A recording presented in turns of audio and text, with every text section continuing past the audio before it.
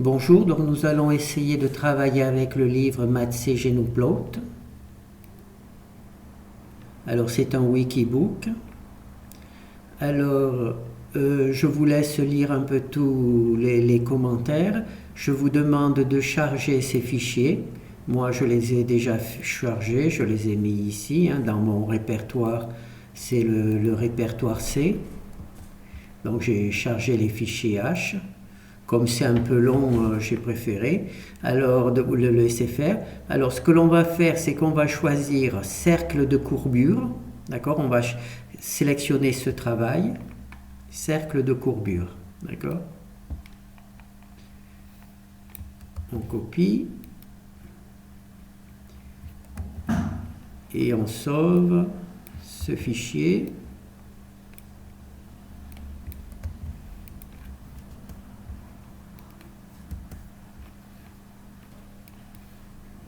Alors, on ne va pas étudier véritablement le code, on va juste voir un petit peu parce que c'est un peu complexe de travailler avec ce travail. C'est un travail ancien, j'ai pas trop l'envie de le reprendre. Donc, alors les premières choses à faire, c'est télécharger les fichiers H, d'accord? Une fois que vous avez vos fichiers H, vous pourrez essayer de tester tous ces exemples. Donc moi, parmi les exemples, j'ai choisi cercle de courbure. Donc je viens de récupérer le fichier C qui correspond à ça. Bon, je peux le refaire comme ça, ça sera plus facile à comprendre. Donc là, je le sauve.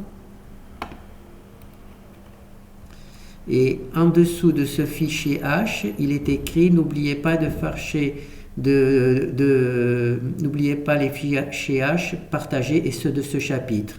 Les fichiers H partagés, ce sont les premiers que je vous ai demandé de charger, et les fichiers H de ce chapitre, ils se trouvent derrière les images. Donc, vous voyez, c'est un peu complexe.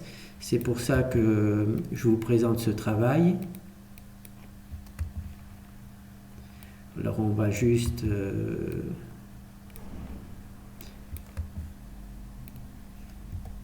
Moi, je suis toujours dans mon répertoire C, donc j'enregistre. Donc là, c'est le premier fichier H. Là, il y en a un deuxième.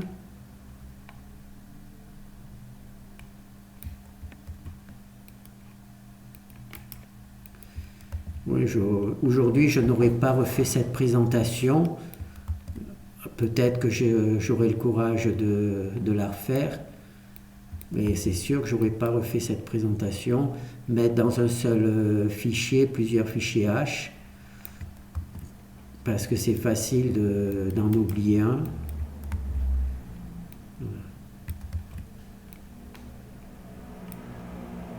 Là, c'est juste pour que vous puissiez voir un exemple de comment les choses se passent. Donc là, il y a vraiment beaucoup de fichiers H. Et ils sont mal positionnés. Cela vient du fait, c'est qu'en analyse, c'est pas comme en algèbre linéaire où on met une petite base de fonctions et ensuite on construit. Là, à chaque fois qu'il y a un sujet différent, il faut tout construire.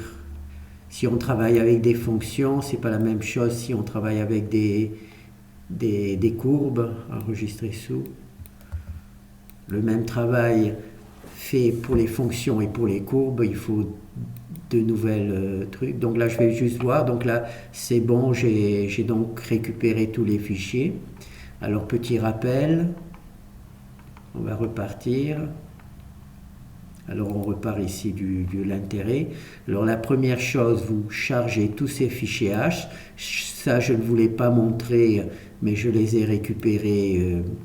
Ils sont ici, pardon, oui, ils sont ici, mes fichiers, voilà, ils commencent tous par X, d'accord, pour que justement ils soient derrière les autres. Ensuite, on aurait pu choisir par le premier, mais j'ai préféré choisir ici le cercle de courbure, d'accord.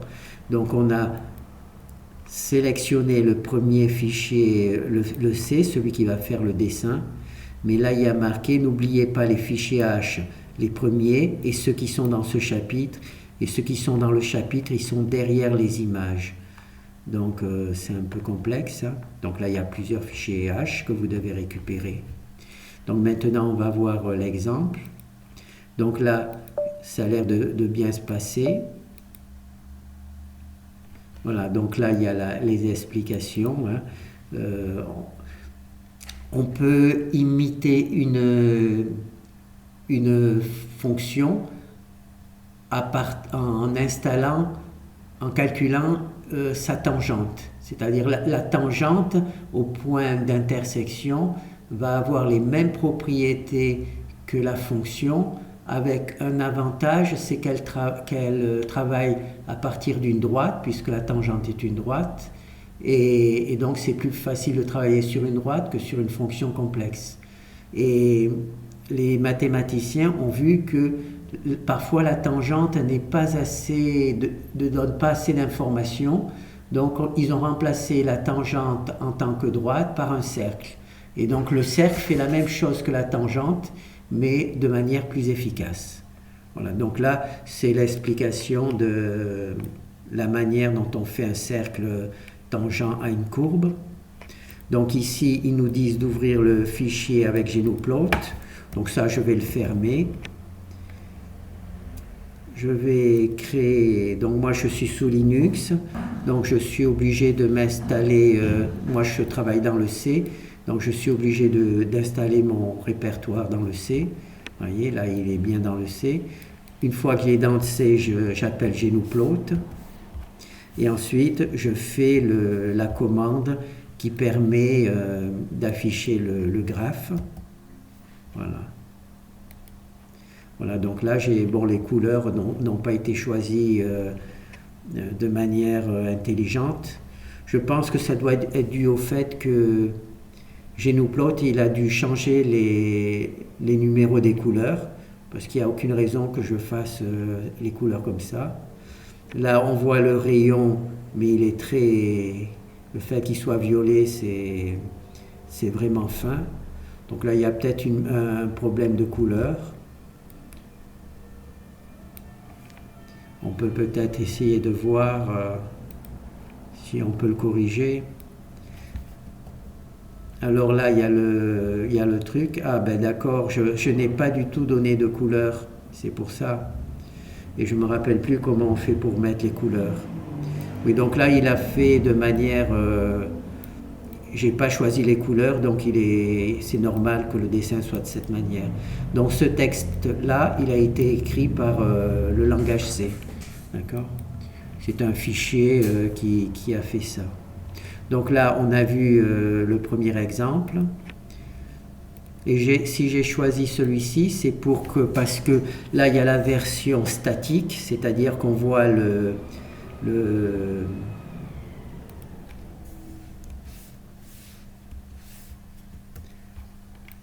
on voit le cercle de courbure, d'accord, avec le rayon. Bon, c'est mal choisi, mais enfin, il y a la fonction et le cercle de courbure. Là, on va voir le même exemple, mais en animation. C'est pour ça que j'ai choisi le cercle de courbure. Donc là, la première partie, c'est application. D'accord ? Là, ce sont des fichiers statiques. Et dans la deuxième partie, c'est animé. Donc, on va faire le même exercice avec le cercle de courbure. Non, celui-là, c'est les courbes. Donc, nous, c'est avec les droites, le cercle de courbure. D'accord ? Pourquoi j'ai fait ça ? Parce que les fichiers H de ces deux exemples sont les mêmes. Et donc, comme il y en a beaucoup, j'ai préféré travailler avec celui-là. Voilà. Il y a beaucoup de fichiers H. Donc là, je vais tout mettre, installer. Donc là, c'est nouveau. Il faut que je vois ici, il y a de nouveaux fichiers H. Donc là, normalement, il n'y a plus de fichiers H. Donc il suffit de tester. Alors, comme c'est une animation, il faudrait que j'arrive à la lancer. Donc je vais essayer de voir comment je peux m'y prendre. Donc Oui, là, ça devrait se passer, vous allez comprendre pourquoi. Donc là, d'abord, est-ce qu'il faut que je compile? C'est bon, ça marche. Je lance, c'est pas de chance. C'est...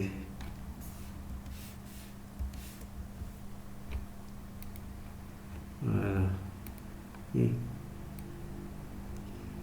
il faut bouger l'image pour que l'on voit l'animation. Sinon, elle ne truc pas. Et c'est pour ça qu'il faut aller assez vite. Voilà. Voilà. Donc on voit que il y a un cercle qui se dessine avec un cercle, et ce cercle, normalement, imite au mieux la courbe. D'accord? Si c'était une tangente, ça serait une droite, elle imiterait la courbe quand un point, alors qu'un cercle, là, on peut dire qu'il imite sur plusieurs points. Donc on va essayer de relancer le travail.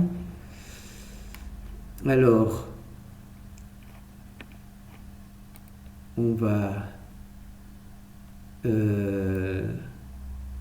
ah oui, avant d'arrêter, il faut que j'arrête celui-là. Donc maintenant, je vais relancer.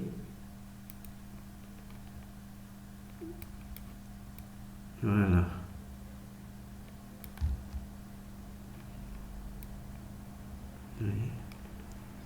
Ah, ou sinon, on peut faire ça.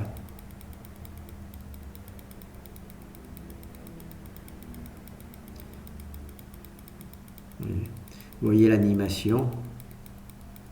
Voilà. Voilà. Bon, c'est pas facile, mais enfin, est-ce qu'on pourrait avoir l'animation aussi grand comme ça? Alors, première chose, on lâche. Deuxième chose, on lance. Là, on récupère ici. Là, on grandit. Voilà.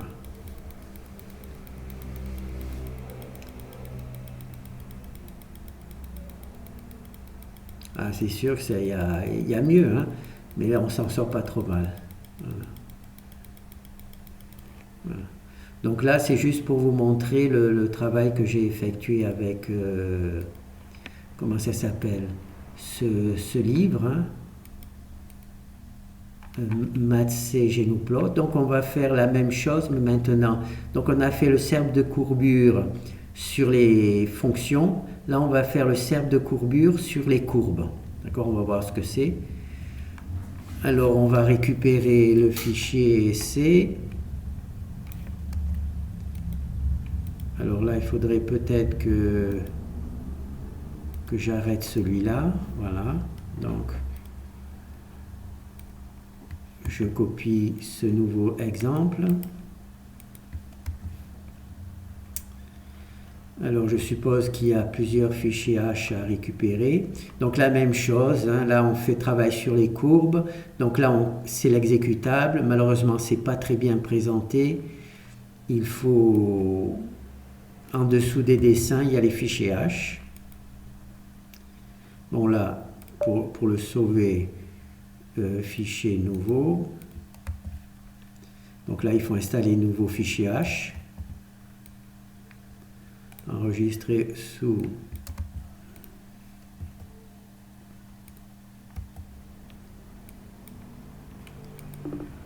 là il y en avait déjà un puisque c'est le fichier principal. Là naturellement il me dit que ça marche pas puisque c'est normal puisque je n'avais pas encore installé les fichiers H. Donc là je récupère un fichier H.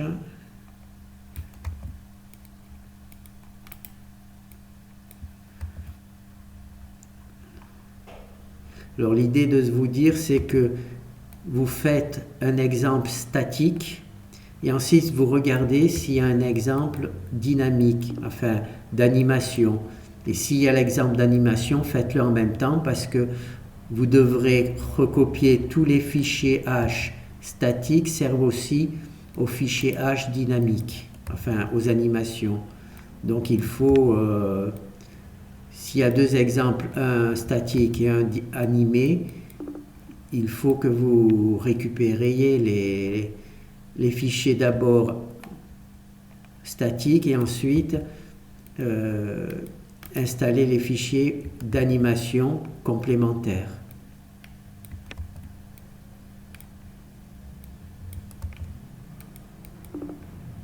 Donc vous pouvez peut-être, ça serait peut-être pas une bonne idée de faire tous les exemples statiques et ensuite tous les exemples dynamiques, puisque vous devriez charger trop de fichiers en même temps.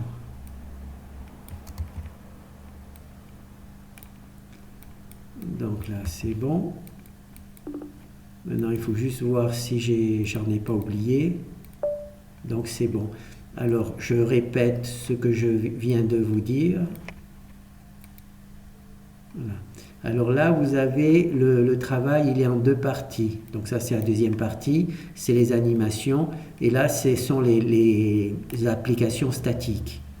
Alors pour chaque application, non, pour certaines applications statiques, par exemple là on travaille sur les fonctions, d'accord ? Là, on travaille sur les courbes.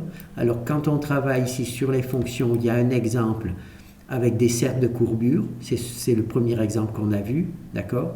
Et en animation, quand on travaille sur les fonctions, c'est ici, il y a aussi le cercle de courbure.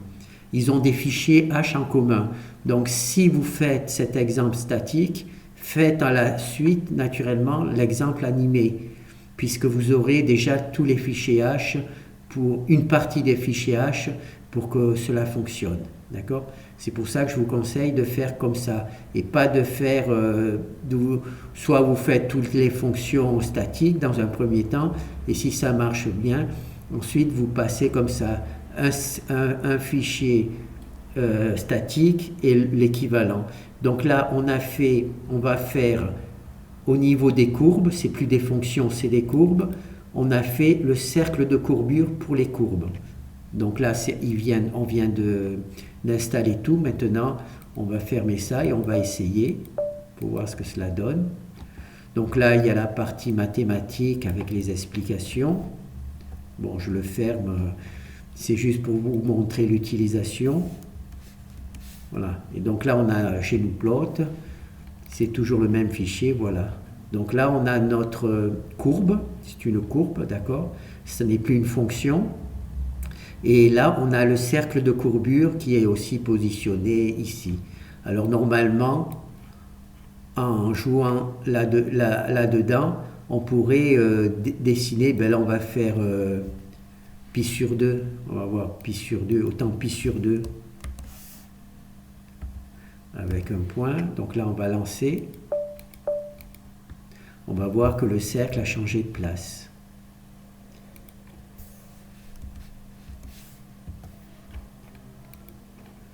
Alors, c'est peut-être parce que j'ai peut-être pas bien choisi pi 3.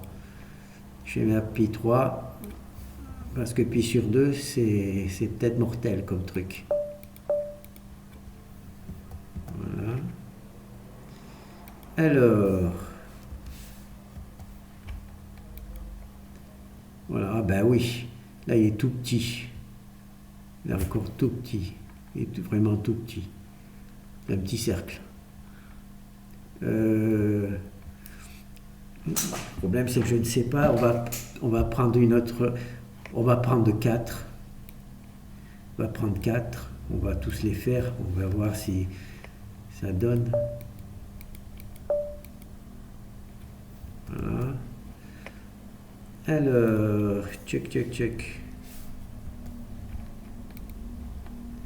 Ah oui, vous voyez là, donc là on a notre cercle, d'accord, le point, le centre du cercle il est là, là on voit le cercle qui est extrêmement grand, et là on voit qui limite bien par rapport à une tangente qui passerait juste par un point. Là on voit que le cercle, il y a au moins 2 points. C'est beaucoup plus, il colle beaucoup plus à la fonction. Donc théoriquement, comme il imite beaucoup mieux la fonction, on peut dire que c'est une meilleure approximation. Donc là, on a vu la version statique de cet exemple. Et donc, comme je vous ai expliqué, il y a beaucoup de fichiers H C'est peut-être parce que c'est mal construit, mais enfin il y a beaucoup de fichiers H. Donc autant en faire la version dynamique. Donc là on a vu les fonctions et là on voit les courbes et les cercles de courbure dynamiques. Donc on va récupérer l'exemple. Alors il y a un fichier C. Donc là on a notre fichier C et maintenant on va voir s'il y a des fichiers H qui vont avec. Non, c'est bien, il n'y a pas de fichiers H qui vont avec. Donc là il faut préparer le travail pour arriver à... On va voir déjà ça passe, oui c'est bien. Alors lui il m'embête.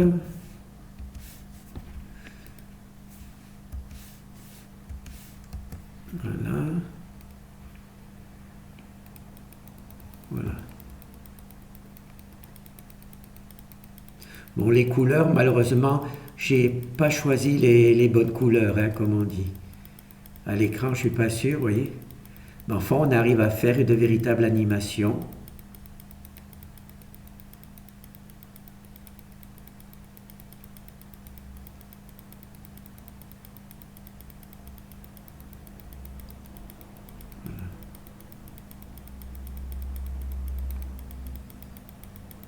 Voilà, ça c'est le cercle de courbure, c'est-à-dire qu'on a décidé, les mathématiciens ont décidé que imiter une droite ou une courbe uniquement à un point par une tangente, une droite, ça ne suffisait pas à donner les informations sur la courbe, donc ils ont décidé de faire le cercle tangent à la courbe qui lui donne des informations plus précises.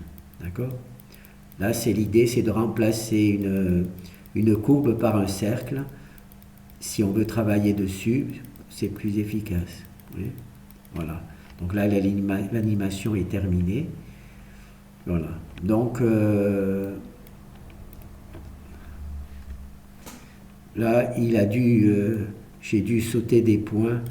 C'est-à-dire, quand je clique, j'ai cliqué trop rapide. C'est pas grave, c'est pas un souci. Donc là, on va fermer.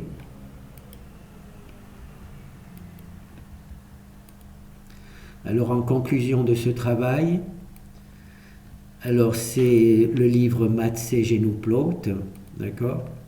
Alors, vous pouvez faire, par exemple, obligatoirement, vous commencez par télécharger ça. Bon, vous lisez un petit peu tout le reste, hein. Là, c'est les explications. Là, vous chargez obligatoirement ces fichiers-là. Ils seront utiles pour tous les exemples. Certains ne seront utiles que pour un exemple, mais il faut que tout soit sélectionné. Ensuite, là, ce sont les exemples statiques, d'accord ?